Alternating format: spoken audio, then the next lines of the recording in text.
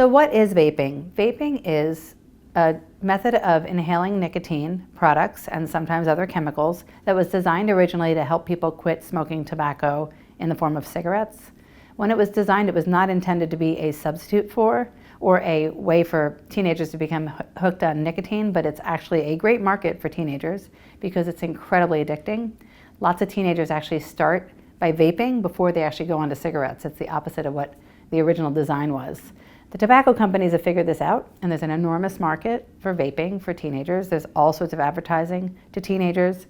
They make cartridges look like little parts of your computer. They make it look like bright colored, pink colored stuff that no adult would ever walk around with.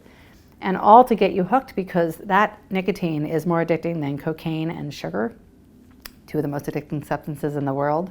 What we know about that nicotine is it does a couple things. Vaping itself, because of the way it's inhaled, it's forcing chemicals into your lungs.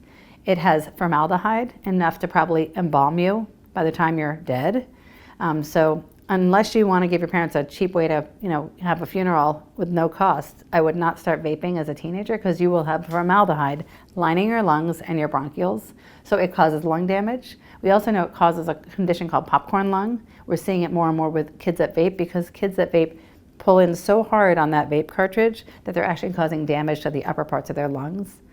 The other chemicals in there are heavy metals like mercury and lead. So what we found in the actual vaping cartridges when they're studied by scientists is there's so many things in those vaping cartridges that none of us would ever eat voluntarily that it's really risky for teenagers, especially when they're young, because their cells are young, and so it's really hard for that cellular repair to happen.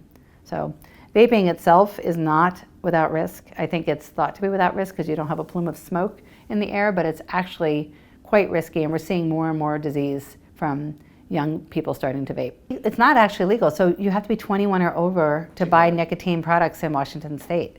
So it's not legal for teenagers. It's actually the drug and alcohol educator, when we gave our talk to the teenagers, kept on saying nobody in this room should actually be able to get vaping or alcohol or marijuana till they're 21.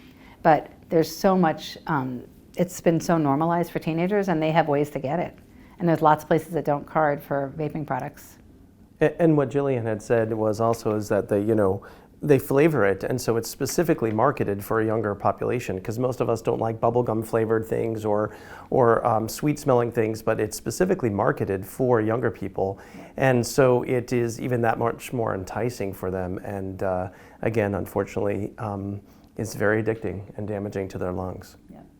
I would add that the dopamine effect of drugs, so when you get high, you get a dopamine rush that is something that's also attainable with a sport or with falling in love or getting a great grade on a test or getting to college or something exciting. But if your dopamine rush only comes from drugs and alcohol, you don't actually have a level that you can attain from those more natural highs. So young people that we take care of that start using drugs when they're young, they really struggle to actually get that same feeling from anything other than their drug, which is why they're so addicting. Because once you've got that feeling, you can't attain it in natural ways, the way that someone who's never had that in their brain will. So that's why that addiction pathway gets laid down really young, which is why drug dealers are smart. They try to find young people, get them hooked, because then they'll have a customer for life. So how do drugs and alcohol affect academics and sports you play? The easiest answer is that I can tell instantly when I'm watching kids play a sport whether they're kids who are smoking a lot, because I can just tell by their breathing pattern, they're wheezing, they get asthma. That's easy, that's pretty clear. But what we also see is the executive functioning. So what Dr. Tomberg talked about was the frontal lobe of the brain. That is the seat of our executive functioning. That's our ability to future plan, future think.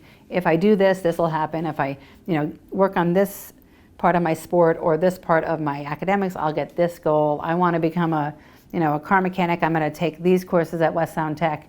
All that prep, with your frontal lobe damage, you actually don't have the ability to future think. And so what we see in kids that start to use drugs and alcohol at a young age is they don't have that future planning ability. It's already a part of the brain that's not quite developed, and then it's worsened by kids that are using regularly. We also see kids that come to school high, they're not going to take in the information and make that pathway connection the way that they would if they were sober. And then when they're asked to regurgitate that information on the test, it's not available to them.